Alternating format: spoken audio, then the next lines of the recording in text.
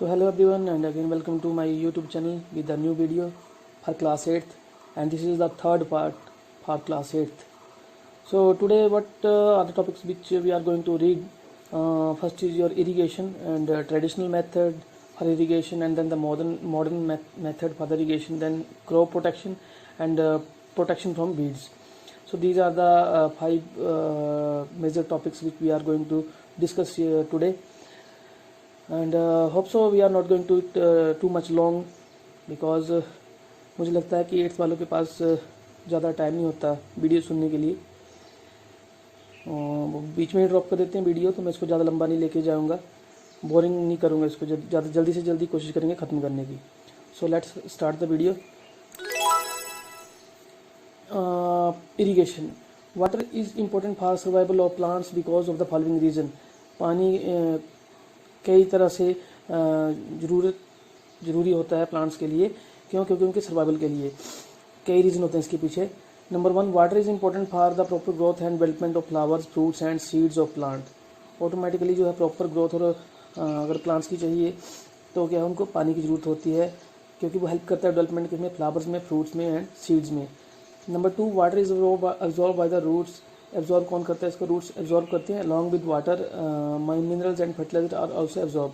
जैसे पानी एब्जॉर्ब होगा तो उसके साथ साथ मिनरल्स भी एब्जॉर्ब हो जाएंगे, फर्टिलाइजर भी एब्जॉर्ब हो जाएंगे। Number 3, water is essential for germination of seeds. Germination of seed के लिए जो है वाटर जरूरी होता है। Number 4, water is essential for carrying out the process of photosynthesis to make food. तो जो वाटर है वो फोटोसिंथेसिस में भी हेल्प करता है। Number 5, water dissolve nutrients that are transported to each part of the plants. तो पानी जो है वो डिजॉल्व हो जाता है न्यूट्रिएंट्स में, जो ट्रांसपोर्ट होते हैं हर एक पार्ट जो होता है प्लांट के। Number 6, water also protect the crop from both frost and hot air currents. तो मीन्स वाटर जो है प्रोटेक्ट भी करता है क्रॉप्स को frost and hot air currents जो चलते हैं उनसे, ठीक है। Then therefore supply of water to crops at regular intervals is essential for crops production. पानी की जो ज़रूरत होती है एक इंटरवल के बाद जो जरूरी रहती है, टाइम टू टाइम जरूरी रहती है क्रॉप की प्रोडक्शन के लिए। Rainfall is one of the main source of water for crops. Rainfall जो है मेजर सोर्स है क्रॉप्स के लिए वाटर का। Since we can not always depend upon rainfall, हमेशा के लिए हम जो है रेनफॉल के ऊपर डिपेंड नहीं रह सकते। So it is essential that farmers should have other ways of supplying water to the crop field. So इसलिए फार्मर के पास के और भी तरीके होने चाहिए या होते हैं अपना वाटर सप्लाई करने के लिए अपना जो फील्ड्स होते हैं, ठीक है। The supply of water to the crops plants at regular intervals through sources other than rain is called irrigation. पानी की सप्लाई करना किसको? क्रॉप्स को at regular interval, time to time, कहाँ से? Through the sources other than rain, rain के अलावा, that is called an irrigation. The time and frequency of irrigation depend on the following 3 factors. जो time और mean जो interval है, जो frequency है, वो डिपेंड करेगी किसकी? इरीगेशन की। ये जो मेन जो रीज़न है, 3 रीज़न है इसके बिहाइंड, 3 फैक्टर जो है main. Number 1, that is nature of crop plants. Nature करेगा जो क्रॉप आपने लगा रखा है उसके ऊपर डिपेंड करेगा। नेचर ऑफ सॉइल, सॉइल कैसी है उसके नेचर के ऊपर डिपेंड करेगा। Then the number 3, season when the crops grow. और मेनली जो सीजन, कौन से सीजन में क्रॉप ग्रो कर रही है, इसी के ऊपर डिपेंड करेगा कि आपने उसका इरीगेशन कब करना है, मीन उसकी सिंचाई कब कब करनी है, कैसे आपने उसको पानी सप्लाई करना है, कितने कितने टाइम बाद आपने पानी सप्लाई करना है। Let us study the above factors in detail. थोड़ा सा डिटेल में जल्दी से करते हैं इनको complete. Number 1 point, crop based irrigation. First is crop based irrigation, that some crop plant require more water. कुछ क्रॉप प्लांट जो होते हैं उनको ज़्यादा पानी की जरूरत होती है, while other needs less water, कुछ को कम की जरूरत होती है। फॉर एग्जाम्पल, जैसे कि rice crops require standing water and continuous water supply. जो आपका राइस की क्रॉप होती है उसको खड़ा पानी, स्टैंडिंग वाटर की रिक्वायरमेंट रहती है, एंड कंटिन्यूस वाटर सप्लाई लगातार रहती है। फिर एज सम क्रॉप्स लाइक, और इसके अलावा कुछ ऐसी क्रॉप्स हैं जैसे कि beet and cotton require less water, और उनको कम पानी की जरूरत होती है। B point, soil based irrigation. Irrigation also depends on the nature of the soil in which the crop is grown. Automatically soil के ऊपर भी डिपेंड करेगी इरीगेशन, सिंचाई जो है।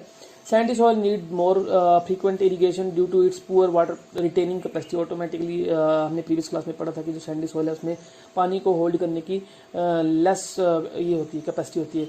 सो मीन्स क्या है, अगर आप सैंडी सॉइल में ग्रो कर रहे हैं क्रॉप को तो उसको क्या है, ज़्यादा पानी की जरूरत रहेगी। Clay soil need less frequent irrigation due to its good water retaining capacity. Automatically जो क्ले सॉइल होता है उसमें पानी को रिटेन करने की कैपेसिटी ज़्यादा होती है, होल्डिंग कैपेसिटी ज़्यादा होती है। So that why whenever you are growing crops in the clay soil, then it needs a less irrigation. Number 3, that is season based irrigation. The rate of evaporation of water from soil and leaves increases in summer, so the frequency of irrigation has to be increased. तो summer जब आती है तो automatically क्या होता है, जो evaporation है पानी का जो लीव्स से वो इंक्रीज हो जाता है. तो that's why at that time plants need more water. So जो फ्रीक्वेंसी ऑफ इरीगेशन है वो इंक्रीज हो जाती है.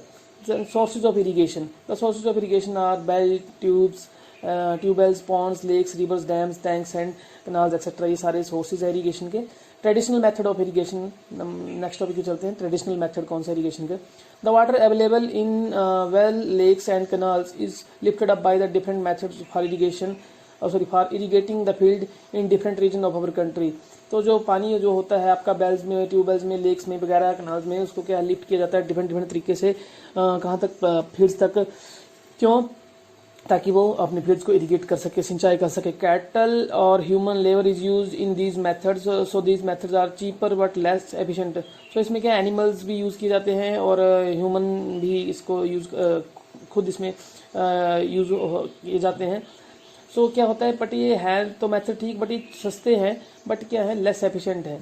द वेरियस ट्रेडिशनल वेज कौन कौन से, जैसे कि आपका मोट, जैसे पुली सिस्टम हो गया, जिसमें आपका लेबर यूज़ हो रही है, खुद ह्यूमन बींग्स इसको ऑपरेट कर रहे हैं. एंड चेन डंप हो गई, ढेकली हो गई, राहत हो गई. These are the traditional method. And these days pumps are commonly used for lifting water.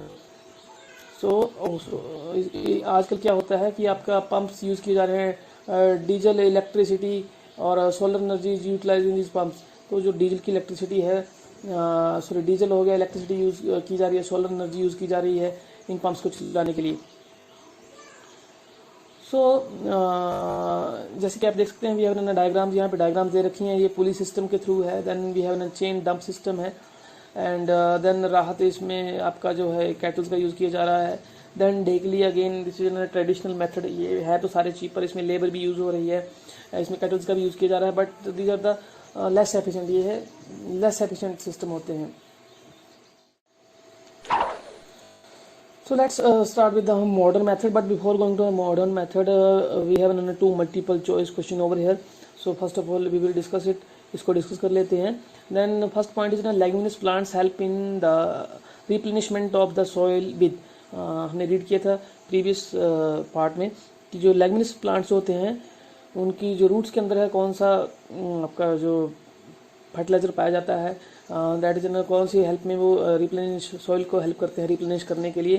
That option are oxygen, nitrogen, hydrogen and carbon dioxide. Obvious the answer is nitrogen, वो nitrogen होता है. Then the which of the following is not a traditional method of irrigation. So इनमें से कौन सा जो है वो ट्रेडिशनल मेथड नहीं है इरीगेशन का.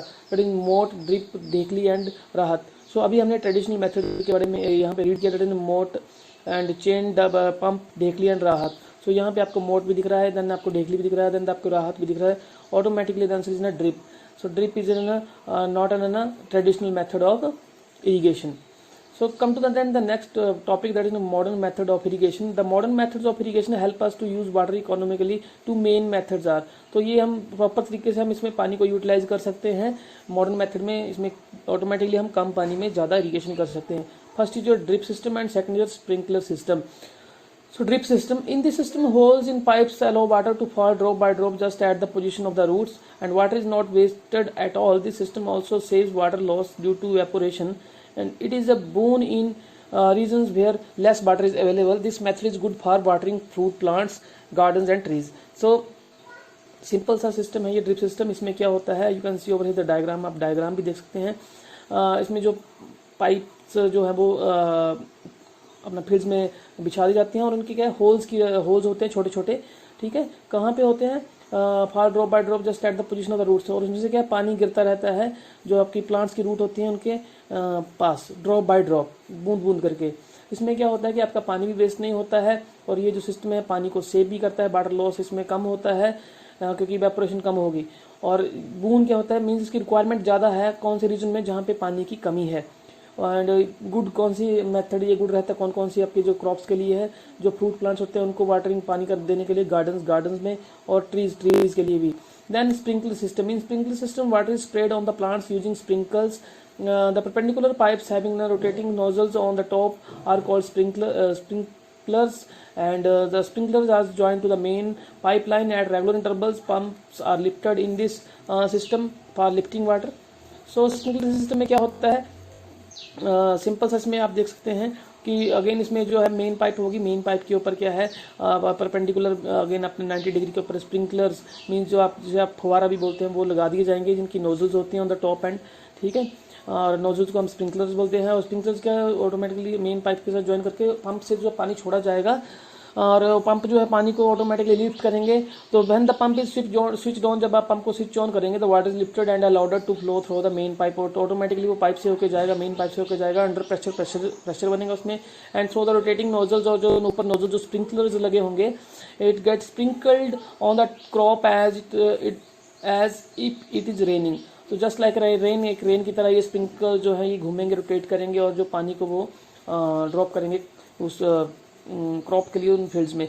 Sprinkler is very useful for sandy soil और for uneven land where sufficient water is not available. So sandy soil के लिए बहुत अच्छा सिस्टम है ये, और ऐसी सॉइल के लिए जहाँ पे क्या है पानी कम मात्रा में होता है। It is use in lawn वगैरह में यूज़ कर सकते हैं, एंड कॉफ़ी प्लांटेशन, कॉफ़ी कोई लगा रहा है, प्लांटेशन कर रहा है उसकी, तो उसमें भी इसका यूज़ किया जाता है।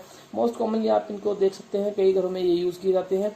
और if you go to garden, कहीं आप गार्डन वगैरह में गए हो अच्छी जगह घूमने के लिए, तो वहाँ भी आपने स्प्रिंकलर सिस्टम देखे होंगे। During irrigation it is necessary to ensure the proper availability of the water with adequate drainage in irrigated field.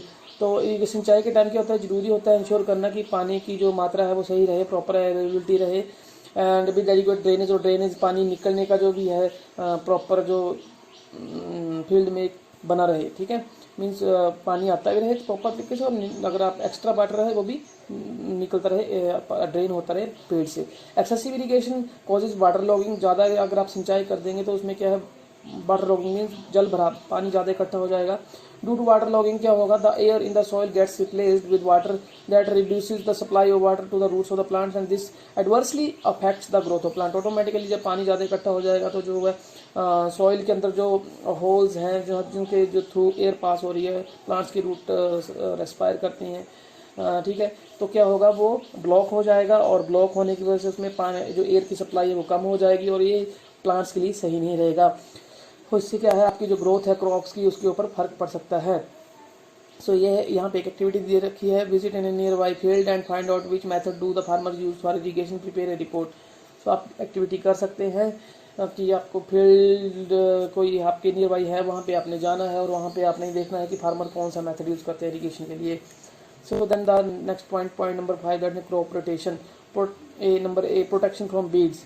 So what is weeds? Weeds होते क्या? The unwanted plants that grow along with the cultivated main crop is in a field are called weeds. जो unwanted plant जिनकी हमें जरूरत नहीं होती है, कुछ ऐसे plants ग्रो कर जाते हैं जो आपने फसल लगा रखी है उसके साथ, that plants are called as weeds, उनको हम weeds बोलते हैं। Some common weeds found in India include कौन से होते हैं? Amaranthus and that is colei, and then Chenopodium, that is Bathua.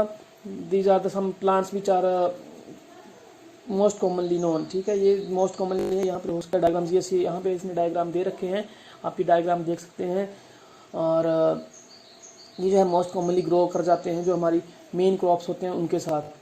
So what are the disadvantage, क्या होते हैं इनकी डिसएडवांटेज, ये इनके बारे में थोड़ा सा रीड करते हैं। Weeds harm crop in the following veg, कौन से तरीके से ये नुकसान पहुंचाते हैं हमारी क्रॉप्स को। Number 1, the growth of weeds in crop fields is harmful because they consume a great amount of nutrients, water, sunlight and space that is available for crop plants.